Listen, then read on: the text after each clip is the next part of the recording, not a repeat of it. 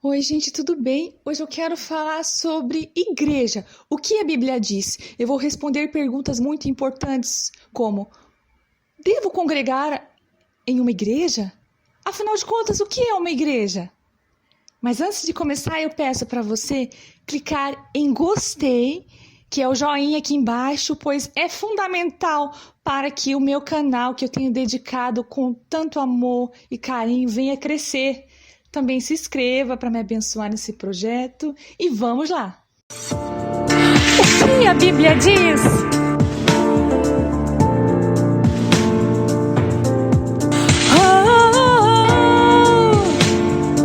Bom, o que é a igreja? Nós somos a igreja, porque a palavra diz: não sabeis que sois santuário do Senhor Deus e que o Espírito Santo habita em vós? O Deus que fez o mundo e tudo que nele há não habita em santuários feitos por mãos de homens, mas ele habita no nosso corpo, porque foi ele mesmo que criou. O céu é meu trono e a terra estrado dos meus pés. Onde edificarei uma casa para mim? Qual é o lugar do meu repouso? Mas o Senhor, Ele está conosco. Ele mora dentro de nós. Ele não se limita a um templo, a um lugar construído por homens, mas Ele habita em nós. Jesus Cristo é a pedra angular, na qual todo edifício bem ajustado cresce para a glória do Senhor Deus. Sobre esta pedra edificarei a minha igreja, e contra ela as portas do inferno não prevalecerão. Vós sois raça eleita, sacerdócio real, nação santa, povo de propriedade exclusiva de Deus, pois foste chamados para anunciar as virtudes daquele que vos tirou das trevas e vos trouxe para a sua maravilhosa luz. Porque antes não eram povo, mas agora sois povo de Deus. Não tiveste antes alcançado misericórdia, mas agora alcançaste. A igreja é o corpo de Cristo, porque assim como num só corpo há muitos membros, nem todos os membros têm a mesma função. Agora me regozijo nos meus sofrimentos, nas aflições, por amor de vós, por amor do corpo de Cristo, disse o apóstolo Paulo. Porque também o corpo, ele é formado pela junção de todos os membros. Não tem como o pé dizer, por que não sou mão? Ou o ouvido dizer, por que não sou olho? Ou o olho, por que não sou ouvido? Nem por isso deixa de ser do corpo. Porque se todos fossem olho, onde estaria o ouvido? Se todos fossem um membro só, não haveria o corpo de Cristo. Então, cada parte é fundamental para o funcionamento do corpo de Cristo, em união, em amor, fundado na palavra de Deus. Como era a igreja primitiva, e perseveravam na doutrina dos apóstolos e na comunhão, no partir do pão e nas orações. Diariamente eles se reuniram no templo e louvavam a Deus com alegria, contando com a simpatia do povo. Eles vendiam as propriedades, distribuíam entre aqueles que precisavam. Tinham tudo em comum. O Senhor operava no meio deles, haviam sinais, prodígios e maravilhas. Partia o pão nas casas. Olha como era, olha como viviam os convertidos. É o momento em que eu quero dizer, devo congregar em uma igreja? A gente vai na igreja, olha, nos domingos, às vezes no meio da semana. Se você parar para ler a igreja primitiva, eles todos os dias se reuniam no templo.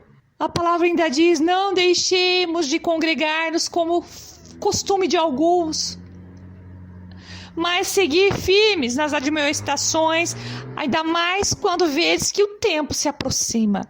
Naquela época, o apóstolo Paulo diz, o tempo se aproxima, imagine a hoje. Qual é o tempo?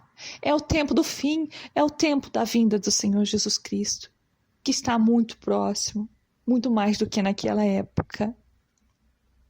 Portanto, devemos sim fazer parte de uma igreja na qual é formada por vários membros que se reúnem para louvarem a Deus, ouvir a palavra, a mensagem, entre outras formas de adorar ao Senhor Deus, sempre com amor, comunhão, com a mesma visão, com a mesma fé e obedientes à palavra de Deus. Isso é a igreja que o Senhor procura. Atendei por vós e por todo o rebanho, na qual o Senhor constituiu bispos para pastoreardes.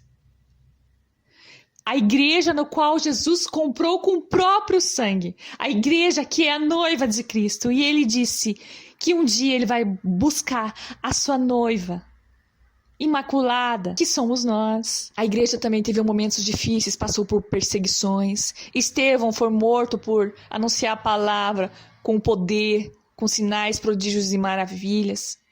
Naquele dia levantou-se grande perseguição. Saulo assolava as igrejas, perseguia homens e mulheres, colocava no cárcere.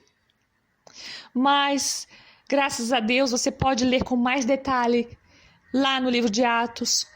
Saulo se converteu e a igreja passou a ter paz por toda a Judéia e Samaria. E crescia no temor de Deus, na comunhão, na presença do Espírito Santo. A igreja era abençoada pelo Senhor.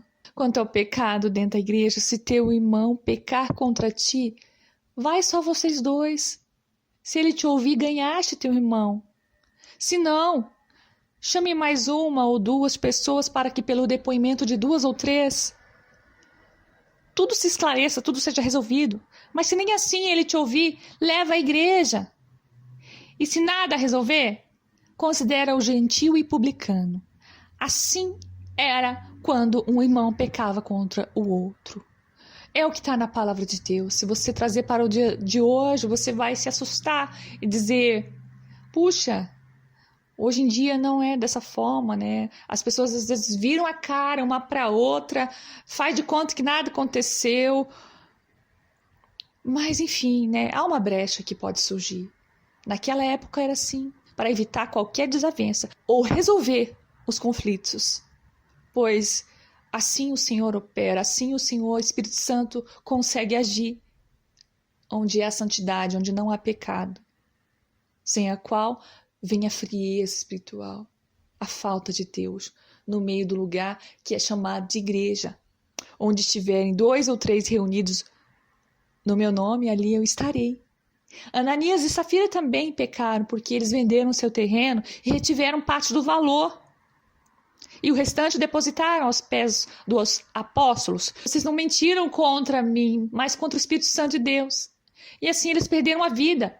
O pecado continua matando. Naquela época foi dessa forma, mas ainda hoje o pecado nos leva à morte. Se nós formos fazer um paralelo com a igreja atual, nós vamos ficar muito tempo aqui falando, porque há uma grande diferença entre a igreja de hoje e a igreja primitiva. Por exemplo, o amor. E quando não há amor, parece que falta respeito, e falta tolerância, e falta diálogo, falta comunhão, união. Eu acho que quase tudo seria resolvido dentro da igreja se buscássemos ter mais amor uns pelos outros, o mínimo de respeito e consideração. Falei apenas do pecado que acontece dentro da igreja. Mas você pode entender melhor este assunto assistindo agora o vídeo Guerra contra o Pecado. Fique com esse vídeo que nada mais é do que a continuação deste ensino. Fiquem com Deus e até o próximo vídeo.